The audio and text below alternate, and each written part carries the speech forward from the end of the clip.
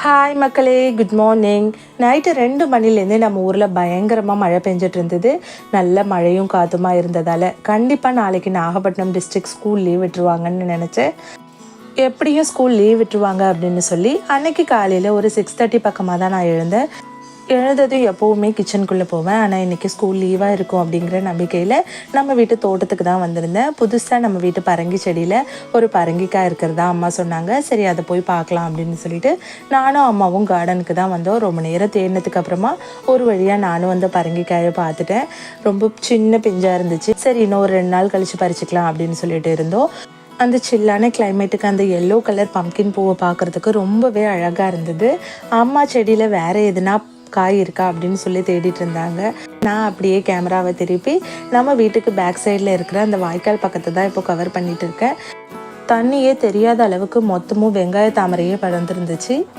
ஏன்னா நம்மளுக்கு ஹவுஸ் ஒய்ஃபாக இருக்கிறதுனால வீட்டு வேலை, குழந்தைங்கள பார்த்துக்கிறது, ப்ளஸ் அது கூடவே என்னோடய அனிமேஷன் ஒர்க் எல்லாமே இருக்கிறதால ரொம்ப பிஸியாக எல்லா வேலையும் போயிட்டுருக்கும். அந்த மாதிரி நேரத்தில் சில நாள் நான் தலை பின்னுறதுக்கு மறந்துடுவேன். அதனால தான் காலையில் எழுந்ததுமே ஃபர்ஸ்ட் வேலையாக அதை முடிச்சிடுறது.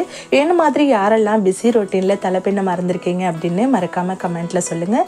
தங்கச்சி கன்சீவாக இருக்கிறதால அவங்களோட மாமியார் ஏதோ பையில் கொடுத்து விட்டுருந்தாங்க. என்னன்னு சொல்லி பார்க்கலாம் அப்படின்னு சொல்லிட்டு அதை ஓப்பன் பண்ணோம். ஃபுல்லாக நிறைய நாட்டுக்கோழி முட்டைங்க இருந்தது. இதில் அப்ராக்சிமேட்டாக எத்தனை முட்டை இருக்கும் அப்படின்னு உங்களுக்கு யாருக்காச்சும் தெரிஞ்சால் கமெண்ட்டில் சொல்லுங்கள். நிறைய முட்டை கொடுத்து விட்டுருந்தாங்க. ஏன்னா டாக்டர் அவங்கள டெய்லி 2 ஒயிட் மட்டும், எக் ஒயிட் மட்டும் சாப்பிட சொல்லியிருக்காங்க. கூடவே வீட்டில் காய்ச்ச பாவக்காயும் பறித்து கொடுத்துருந்தாங்க. எங்கள் ஊர் பக்கம்லாம் நிறைய நாட்டு காய்கறிகள் பயிரிட்டிருப்பாங்க. அதனால் எல்லார் வீட்லேயுமே மோஸ்ட்லி பாவக்காய், பரங்கிக்காய், வெண்டைக்காய் இது எல்லாமே காய்க்கும். தங்கச்சி வீட்டிலேருந்து அதை மாதிரி தான் லாஸ்ட் வீக் வந்து புடலங்காய் நிறைய கொடுத்து விட்டுருந்தாங்க. இந்த வாரம் பாவக்காய் கொடுத்து விட்டுருக்காங்க. இதெல்லாம் எடுத்து வச்சுட்டு ஸ்லோவாக நான் டீ போடலாம் அப்படின்னு சொல்லிட்டு ஃப்ரிட்ஜை திறந்தேன். அப்போ தான் அந்த நியூஸ் என் காதில் கேட்டுச்சு. இன்றைக்கி நாகப்பட்டினம் டிஸ்ட்ரிக்ட் லீவ் இல்லை அப்படின்னு தங்கச்சி சொன்னால். ரொம்ப வேகமாக என்ன சமைக்கிறது அப்படின்னு சொல்லிட்டு யோசிச்சுட்டு இருந்தேன். ஏன்னா பாப்பாவோட ஸ்கூலுக்கு வெரைட்டி ரைஸ் எதுவுமே எடுத்துகிட்டு போகக்கூடாது. அப்படியே எடுத்துகிட்டு போனாலும் வெஜ் பிரியாணி இந்த மாதிரி வேணால் எடுத்துகிட்டு போகலாம். லெமன் ரைஸ், கர்ட் ரைஸ் இது எதுவுமே அலோடு கிடையாது. நம்ம சிம்பிளாக எந்த ரெசிபியும் செய்யவும் முடியாது. சரி, ஒரு வழியாக பிளான் பண்ணி இன்றைக்கி வெஜிடபிள் பிரியாணி செஞ்சிடலாம் அப்படின்னு சொல்லிட்டு ஒரு மைண்ட் செட்டுக்கு வந்தேன். காலையிலேருந்து எழுந்துச்சு கரெக்டாக 1 hour ஆக போது. இன்னும் நான் பாத்திரம் கூட தேய்க்கல. நிறைய பாத்திரம் கிடந்துச்சு. சரி, கொஞ்சமாக கழுவிட்டு நான் என்னோடய வேலையை ஆரம்பித்தேன். கரெக்டாக பாப்பாவும் ஒரு 7:15 அந்த டைம் பக்கமாக கிளம்பி வந்தா. நம்ம சின்ன வயசில் எப்படி மழை பெஞ்சால் லீவ் விடுவாங்க அப்படின்னு சொல்லிட்டு ஈகராக வெயிட் பண்ணுவோமோ அதே மாதிரி தான் என் பொண்ணும் காலையில் எழுந்து வந்தோடனே மழையை பார்த்ததும் ஆஹா ஸ்கூல் லீவ் போல் அப்படின்னு சொல்லிட்டு இருந்திருக்கா. அப்புறம் நான் லஞ்ச் செய்கிறத பார்த்து சரி ஸ்கூல் உண்டு அப்படின்னு சொல்லிட்டு ப்ரஷ் பண்ணுறதுக்காக ப்ரஷ் எடுத்துகிட்டு வந்தா.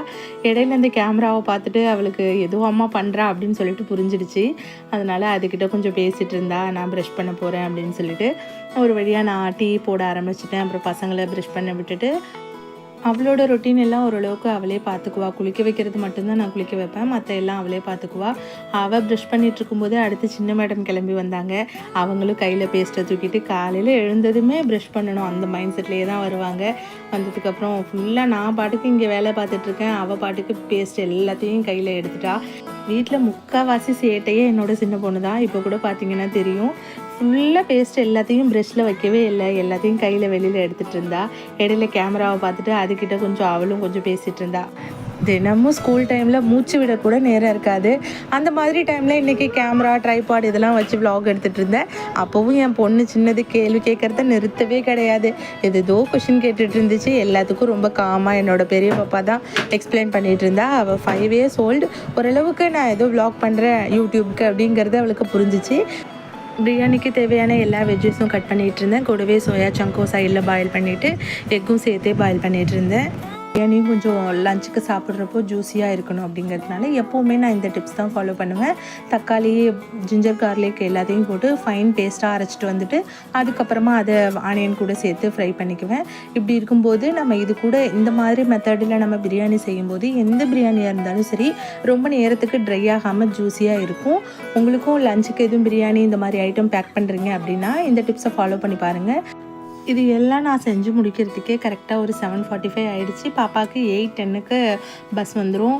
அதுக்கப்புறம் நம்ம வீடியோ எடுத்தால் கண்டிப்பாக பாப்பா இன்றைக்கி ஸ்கூல் பஸ் மிஸ் பண்ணிவிடுவா அப்படின்னு சொல்லிட்டு வேகமாக எல்லாத்தையும் ஆஃப் பண்ணி வச்சுட்டு என்னோடய ஒர்க்கை பார்க்க ஆரம்பித்தேன். அதுக்கப்புறமா பாப்பாவுக்கு காலையில் பிரேக்ஃபாஸ்ட்டுக்கு இடியாப்பம் ப்ளஸ் தேங்காய் பால் செஞ்சு அதையும் அவளுக்கு கொடுத்தாச்சு. வில்லேஜ் லைஃப் அப்படிங்கிறதுனாலேயே நிறைய வேலை இருக்கும். ஏன்னா எல்லார் வீட்லேயுமே கண்டிப்பாக ஆடு மாடு இந்த மாதிரி எல்லாமே வச்சுருப்பாங்க. அதனால நிறைய வேலை இருந்தபடியே இருக்கும். நம்மளோட டே ரொட்டீன் இதில் நம்ம விலாக் வேறு எடுக்கணும்னு புதுசாக ட்ரை பண்ணுறோம். என்ன பண்ணுறதுனே தெரியல. எனக்கு இன்றைக்கி ஒரு நாளுக்கே வந்து ஒரு குயிக்காக ஒரு 1/2 ஹவரில் முடிகிற வேலை ஒரு 45 மினிட்ஸை தாண்டி ஓடிட்டே இருந்துச்சு. இதை கண்டினியூ பண்ணலாமா வேணாமா அப்படிங்கிற மாதிரி நிறைய சப்கான்ஷியஸாகவும் ஓடிட்டு இருந்தது. இருந்தாலும் பரவாயில்ல, ஜஸ்ட் ஒரு ட்ரை பண்ணி பார்க்கலாம் அப்படின்னு சொல்லிட்டு விலாக் எடுக்க ஸ்டார்ட் பண்ணிவிட்டேன். பார்க்கலாம் ஃப்யூச்சரில் எப்படி போகுது அப்படின்னு சொல்லிட்டு. உங்களோட ஆதரவு எந்த அளவுக்கு இருக்கோ அதை பொறுத்து தான் நான் ஃப்யூச்சரில் விலாக் போடுறத பற்றி யோசிக்கணும். ஏன்னா வில்லேஜில் வாழ்கிறோம் அப்படிங்கும்போது நிறைய நம்மளுக்கு ஒர்க் இருக்கும். அது கூடவே சேர்த்து எனக்கு யூடியூப்லேயும் ஒரு கெரியர் இருக்குது, நான் அதுவும் பார்த்துட்ருக்கேன். ப்ளஸ் என்னோடய ஸ்டடீஸும் கொஞ்சம் சைடில் கண்டினியூ பண்ணிகிட்ருக்கேன். இவ்வளோ இருக்கும்போது நான் ரொம்ப எப்படி சொல்கிறது, ரொம்ப ஸ்ட்ரெயின் பண்ணி நான் விலாக் போடணும். ஃபர்ஸ்ட் விலாகே வந்து நான் தங்கச்சியோட 5th மந்த் செராமனி தான் போட்டிருந்தேன்.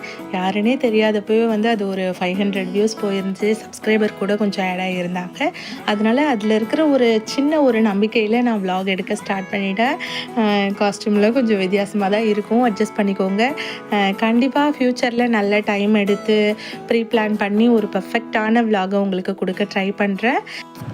கூடிய சீக்கிரமே உங்களுக்கு எங்களோட வில்லேஜை நான் சுற்றி காட்டுறேன். ரொம்ப அழகான கிராமம் இது. ரொம்ப க்ரீனிஷாக நல்ல பச்சை பசேல்லாம் அழகாக இருக்கும். பார்க்குற உங்களுக்கே உங்களோட ஸ்ட்ரெஸ் எல்லாத்தையும் மறந்து நல்ல வைபை கொண்டுட்டு வந்து சேர்க்கும். எப்போவுமே பாப்பா ஸ்கூல் போகிறதுக்கு ஒரு 8 o'clock முன்னாடியே அவள் ரெடி ஆகிடணும். அப்போ தான் எங்களுக்கான டைம் கொஞ்சம் கிடைக்கும். ஏன்னா பாப்பாவோட அப்பா அப்ராடில் இருக்காங்க அப்படிங்கிறதுனால அவங்க கரெக்டாக ஷார்ப்பாக 8 o'clock கால் பண்ணிவிடுவாங்க. அந்த ஒரு 10 மினிட்ஸ் பிள்ளைகிட்ட பேசி அதுக்கப்புறம் அவ்வளோ ஸ்கூல் அனுப்புறதுல அவங்களுக்கு ஒரு ஹாப்பி. இவளுக்கும் அப்பாட்ட பேசிட்டு போனால் தான் இவளும் கொஞ்சம் நிம்மதியாக இருப்பாள். இது பார்த்திங்கன்னா வீடியோ காலில் நான் ஸ்க்ரீன் ரெக்கார்ட் பண்ணியிருந்தேன். அதுதான் உங்களுக்கு க்ராப் பண்ணி கொடுத்துருக்கேன். கொஞ்சம் நேரம் அவங்கக்கிட்ட பேசிகிட்டு இருந்தோம். இப்போ பாப்பாவோட ஸ்கூல் பஸ்க்காக வெயிட் பண்ணிகிட்ருக்கோம். ஸ்கூல் பஸ் வந்துருச்சு. இதுதான் என்னோடய morning school time routine. Video பிடிச்சிருந்துச்சுன்னா லைக் பண்ணுங்கள். ஃப்யூச்சரில் உங்களுக்கு நிறைய நல்ல விலாக்ஸ் கொடுக்க ட்ரை பண்ணுறேன். மறக்காமல் நம்மளோட சேனலை சப்ஸ்கிரைப் பண்ணிவிடுங்க. நிறைய குறை எது இருந்தாலும் கமெண்ட்டில் சொல்லுங்கள். தேங்க்ஸ் ஃபார் வாட்சிங்.